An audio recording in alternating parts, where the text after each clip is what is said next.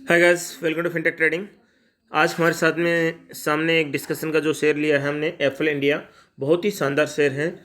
इस शेयर के आज बहुत ही इम्पोर्टेंट जो इसका रिजल्ट, जो Q2 का जो रिजल्ट है वो अनाउंस हुआ है। कैसा रहा इसका रिजल्ट, सब चीज़ें हम जानेंगे। अभी शेयर करंटली जो है 1600 के आसपास ट्रेड कर रहे हैं। आप वीडियो के अंत तक बने रहिए और सारी चीज़ों को एनालिसिस करने की कोशिश कीजिए।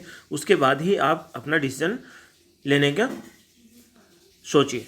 देखो, ये कंपनी देखी जाए तो 1994 की कंपनी है। Apple India global technology company with a proprietaries consumer intelligence platform पे काम करती है। Recommendations helping marketers to efficiently identify, engage, acquire and drive transactions with the potential of existing users.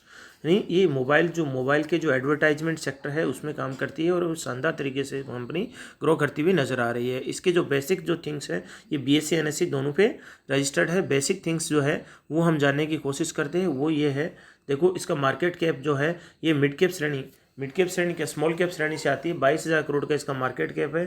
Current price 1604 रुपये है। लो high देखा जाए तो 998, मतलब 1,000 से 1715 तक गया है। स्टॉक का पी जो है 65 के आसपास है, थोड़ा ज़्यादा ही है। बुक वैल्यू 192 है, काफ़ी ज़्यादा है। डिविडेंड, ये कंपनी की डिविडेंड नहीं देती है। ROE जो है 16% है और ROCE 16% है। ROE जो रिटर्न ऑन इक्विटी है वो 15% है और इसकी फेस वैल्यू 2 है। आगे जाके आपको इसका स्प्लिट भी देखने को मिल सकता है। आप नेक्स्ट इसमें हम स्लाइड में जाएंगे तो इसमें 1 ईयर का एक जो चार्ट है आपको देखने को मिल रहा है, प्राइस चार्ट देखने को मिल रहा है। इसमें एक येलो लाइन है और एक डार्क लाइन है। डार्क लाइन 200 DMA है, जो 200 डेज का मूविंग एवरेज है, उसके ऊपर कंपनी काम कर रही है। शानदार तरीके से इसका मूविंग एवरेज चल रहा है और 50 डे DMA के ऊपर भी काम कर रहा है। 50 डे DMA इसको जो अभी है 1550 के आसपास है, लेकिन ये उसके ऊपर काम कर रही है। वहीं इसका पी रेशियो देखा जाए तो पी रेशियो इसका भी 65 के आसपास आ रहा है। और थिंग्स यदि हम इसमें लगा के देखें तो ये देखो EBITDA वगैरह ये सब चीज़ें आ जाती है, लेकिन बहुत चीज़ें आपको देखने की। EBITDA 40 के आसपास अभी चल रहा है और ये सब ज़्यादा चीज़ें आपको देखने की उतनी ज़रूरत है नहीं। इसके प्रोस देख लीजिए। प्रोस क्या क्या कंपनी के, कंपनी ऑलमोस्ट डेट फ्री है। Company is expected give good quarters है, क्वार्टर अच्छे दे रहे हैं। टोटल CAGR 5 ईयर का देखें तो 43% का है। कॉन्स देखें तो बुक वैल्यू इसकी हाई है, ये मैंने पहले ही बता दिया आपको। Through the company is reporting repeated profits, it is not paying out dividend नहीं दे रही तो कोई प्रॉब्लम नहीं है। हमें डिविडेंड चाहिए किस लिए, क्योंकि डिविडेंड जो देते हैं वो कंपनी के प्रॉफिट में से ही, कंपनी के प्रॉफिट बुक में से ही वो डिविडेंड आपके पास में आता है। फिर उसकी वैल्यूएशन उतनी ही कम हो जाती है। प्रोमोटर होल्डिंग जो है डिक्रीज हुई है थोड़ी सी, कोई बात नहीं, ये कोई चिंताजनक बात नहीं है। इसकी ये पीयर ग्रुप्स की कंपनी है, ये भी आप डिस्कस कर सकते हो।